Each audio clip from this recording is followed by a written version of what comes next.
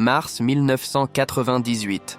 Amy Lynn Bradley, 23 ans, embarque pour une croisière dans les Caraïbes avec sa famille à bord du Rhapsody of the Seas, un luxueux paquebot reliant Aruba, Curaçao et d'autres paradis tropicaux.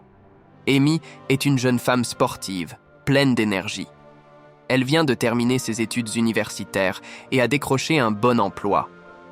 Le soir du 23 mars, au deuxième jour de la croisière, elle danse avec son père, puis avec d'autres passagers et les musiciens du navire.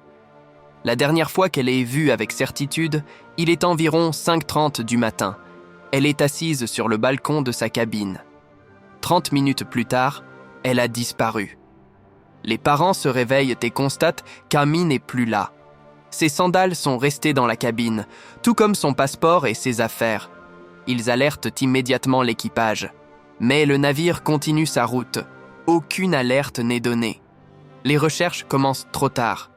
Le paquebot est déjà arrivé dans le port suivant et de nombreux passagers sont descendus à terre. Ni corps, ni trace d'Amy. La thèse de la chute accidentelle est rapidement avancée, mais ses parents refusent d'y croire. Amy était une excellente nageuse et les rambardes du balcon étaient hautes.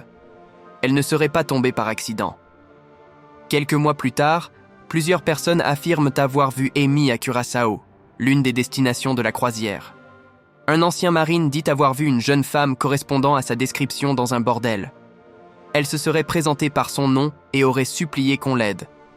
Mais lorsqu'il a contacté la police, elle avait déjà disparu.